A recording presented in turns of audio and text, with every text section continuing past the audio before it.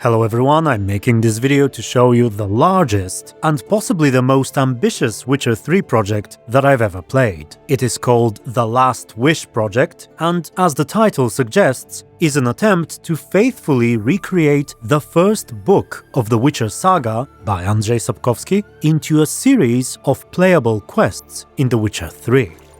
A human femur. Child. Queen has got to be nearby.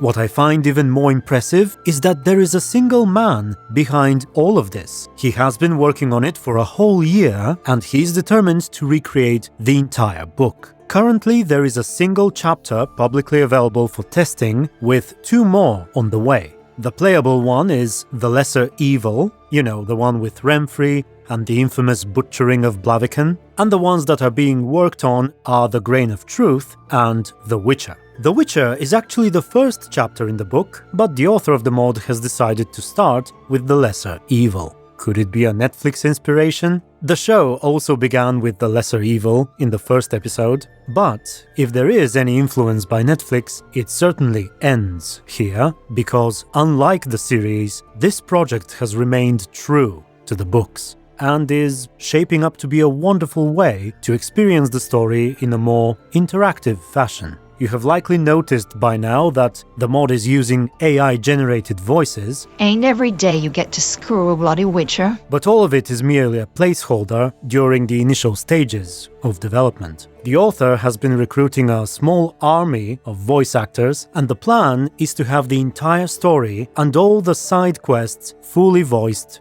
by real humans. Speaking of side quests, the goal here is not simply to recreate the book word for word, but to also reshape some of the dialogue and add the occasional side activities in order to make the whole experience more suitable for the video game format, but without any drastic changes to the canon. There are even writers who have volunteered to help with this endeavor, as something is crawling on me. But all of this is taking place on the project's Discord, which you can take a look at down in the description. I have personally flooded the feedback channel recently with all sorts of bug reports and suggestions, and as far as I can tell, there is already a fully assembled Polish voice acting team. The author himself is not from Poland, he's developing in English first, but it would seem that the Polish community is showing quite a bit of interest. And yes, there will be 2 versions of the project, English and Polish, but the English one is still missing a few crucial voices. Most importantly, an English Geralt, and also a few voices for elderly male characters and a few females too. So if any of you is an aspiring English voice actor, feel free to contact the author, especially if you think you can be the voice of Geralt himself, or at least an old wizard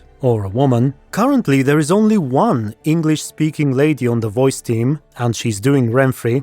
Hi, my name is Stephanie, and I will have the pleasure of voicing Renfri in the English version of The Last Wish Project. She kind of looks like Renfri too, doesn't she? But I suppose I should stop lollygagging and instead give you a brief walkthrough of what is currently available and what you may expect in terms of story, gameplay, visuals, and all of that. So, we have an opening shot followed by Geralt stumbling upon some carcasses and little kikimores infesting the area. This actually happens before the story has officially begun in the book. In it, Geralt had already arrived with the trophy from the kill, but here we have to find the Kikimora Queen and kill it ourselves. It's actually a rather tough fight for the first few minutes of gameplay, but it's a good one. I also found that this initial area is somewhat poorly optimized. The frame rate as you explore tends to be lower than usual, but I think the author has figured out how to address it. So once we're done fighting, we take the carcass to the nearby town of Blaviken, where the older man is luckily our friend. His name is Kaldemain, and his daughter, Marilka, is the girl who showed up on Netflix. This first conversation here is the origin of that famous story where Geralt hits a rat with a fork in the dark. Women don't have a say in my house, but just between us. Don't do what you did during supper last time in front of her again. You mean when I threw my fork at that rat? No, I mean when you hit it. Even in the dark. I thought it would be amusing. Sadly, there is no official contract and we cannot get paid. But we decide to try our luck with the local wizard, who sometimes takes interest in peculiar corpses. In the book, Geralt goes directly to Stregobor's tower, but here we get the chance to explore Blaviken some more. And this was probably the moment that truly amazed me when I started playing the mod. The town of Blaviken is absolutely beautiful. I obviously don't know the technical and artistic details of how it was all put together. I do recognize some assets here and there, but somehow the town manages to look incredibly unique, like a genuinely new location. It is also quite large and lively, large enough to feel like a proper town, and yet not so confusingly large to where you might get lost in it. I've also seen some screenshots from the development of Dol Blathana, Nivellen's Mansion, the Temple of Koramak, or was it Mother Neneka's temple? And they all seem to have a distinct look and feel, and I love it. Speaking of look and feel, some of you may be wondering why parts of the footage I've been showing you look rather grainy and subdued, and that is because in addition to the mods, the project contains a shader package, if that's the proper term for it. It's a widget you add to your game's folder, and it alters the colors and lighting, adds a bit of blur and grain, and stuff like that. I'm actually using an outdated version in the footage you're seeing right now, and I will tell you more about it towards the end of the video. But for now, just remember that all of the graphical alterations are completely optional. If you choose to, you can either use your own shaders, or customize them, or not use any at all, and keep the game looking exactly as it normally does. It's all fine. Okay, back to the story. In addition to walking around Blaviken, we can stumble upon several side quests that do not take place in the book. There is a group of mischievous kids who release a bear from its cage, a group of religious knights who doubt that witchers are any better than regular humans without their potions and magic, and they challenge you to a fair fight. You can find several dwarves playing a mysterious, new and highly addictive card game called Gwent. We stumbled upon it recently on a voyage to Novigrad. We're turning into little fucking addicts here. You can take part in a fist-fighting event, you can meet a prostitute in the tavern who is fascinated by witchers, and whose services you can purchase. I really should be somewhere else by now. You can save a man at the seashore from a group of drowners who turns out to be the prostitute's brother, and you can also meet a certain enigmatic lady in the graveyard who may or may not be someone important. All of these side activities fit rather well into the general narrative. They reference your kill of the Kikimor, the big market day that is about to take place, other parts of the world, and just function well with the main story. One thing I might suggest here is adding some differences based on the way you do the quests. For example, the encounters with the prostitute and her brother might be slightly different based on the order in which you met them, or based on whether you've slept with her already, or something like that. Eventually, however, we have to visit the Mage's Tower. It has a funny and very lore-accurate doorbell in the form of a talking fish. Master Irion is not receiving. Leave, my good people.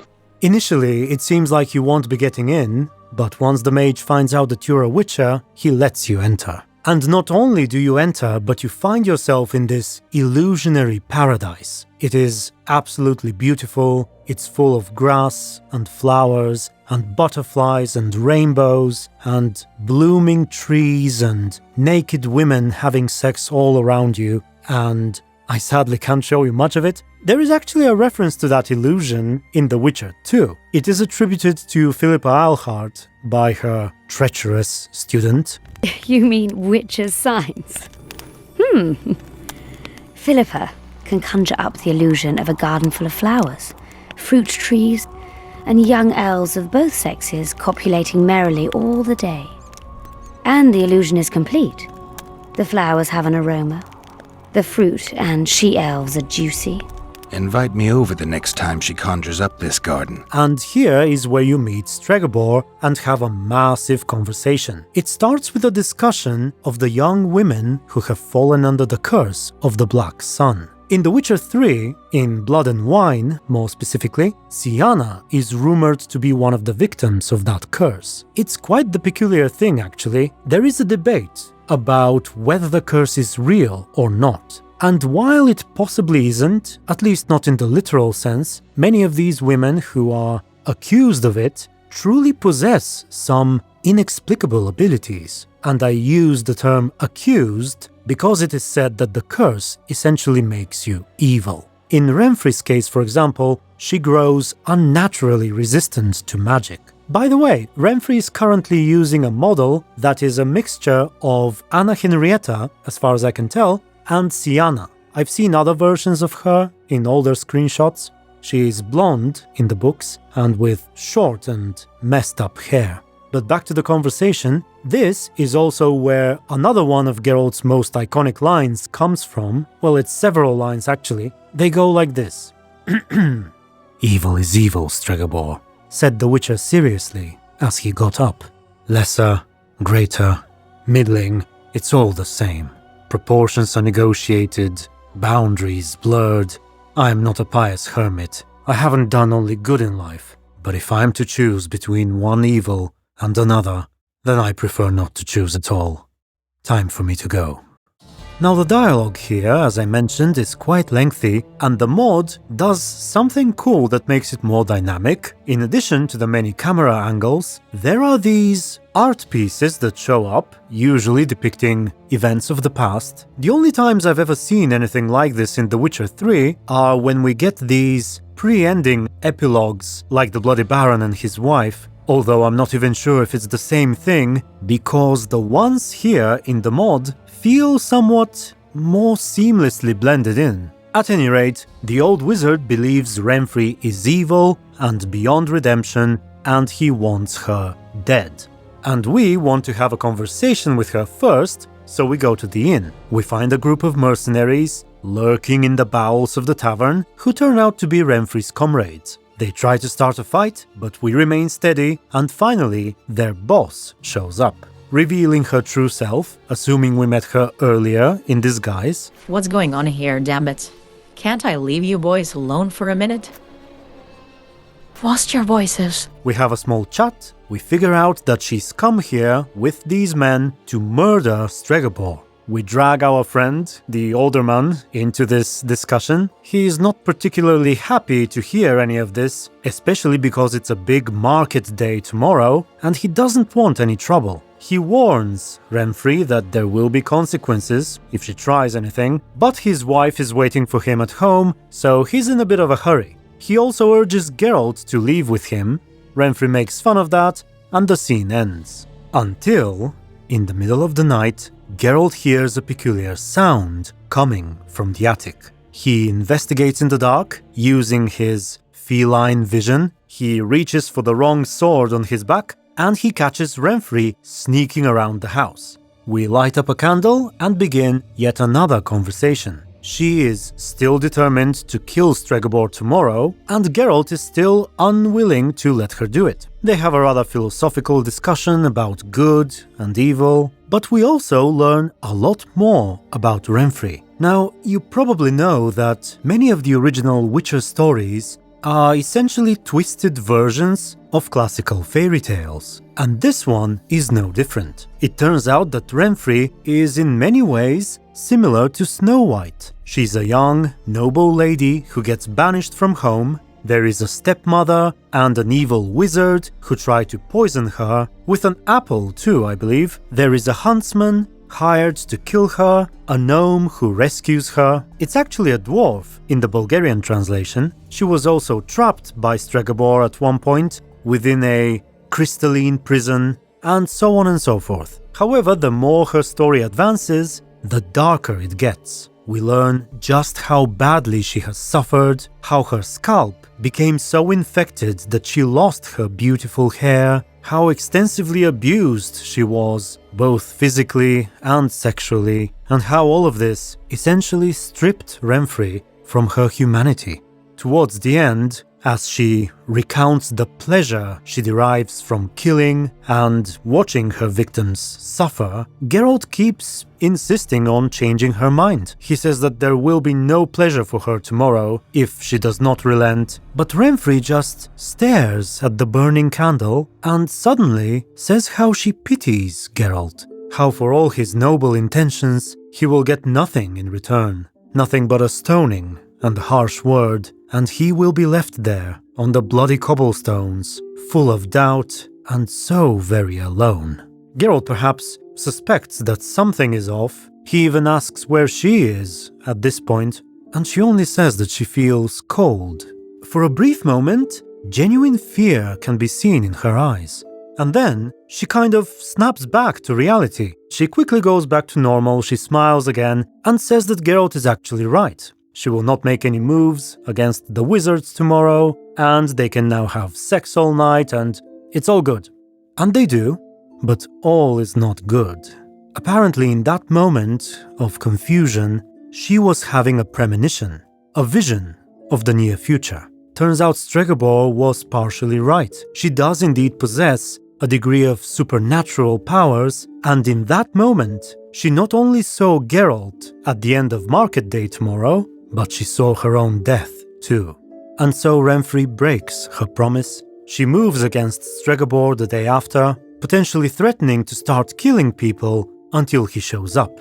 Geralt tries to prevent a massacre, but in turn, he ends up massacring her whole band, including Renfri herself. He slices open her femoral artery and she silently collapses, curling up and bleeding out, and as the blood leaves her body, she grows cold. And she asks Geralt, with her dying breath, to stay with her, to hold her once more, but he does nothing. He stays there, watching her blood, coating the stones beneath him, and she dies. And everyone blames Geralt. They stone him, and curse him, and banish him. And so he leaves, alone and full of doubt, and is forever remembered as the Butcher of Blaviken. And I love it. Andrzej Sapkowski actually said, I believe it was in a Netflix interview, that if he was forced to choose a favorite among the short stories, this one would be it. At any rate, the AI voiceover kind of misses the mark in these final moments, but I believe that if they focus on it, the real actors will make it work. So that is how the story goes. I was planning on getting into a longer discussion about the visual side of the project, not only the reshades but the recommended use of ray tracing as well, and I will admit there are plenty of shadows, reflections, clouds of mist floating throughout Blaviken, and all of them look wonderful, especially with ray tracing enabled, but sadly, I'm just not a big fan of the ray tracing in The Witcher 3. I think it's poorly optimized, especially in 4K, it's a massive performance hit, and DLSS isn't a good compensation for it either.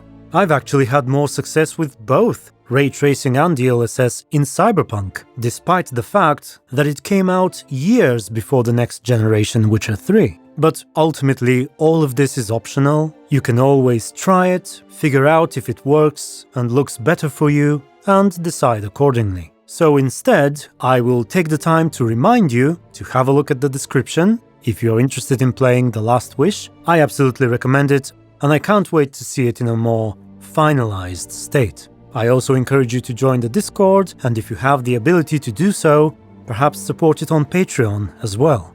And just in case I sound like I'm advertising this mod, I'm not. At least I'm not being paid or otherwise incentivized?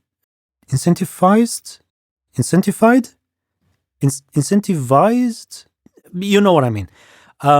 Not to mention that my videos about mods tend to perform rather poorly, but I genuinely think this one deserves the recognition. And with that, I believe I'm done. I thank you all for watching and for supporting my channel as well. Special thanks to everyone involved in the creation of this project. I wish you all the best, and until the next video, which might actually take longer than usual because it will be the second episode of the original story series, stay tuned and be good.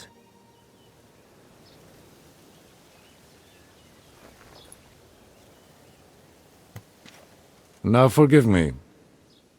I wish to speak to my daughter.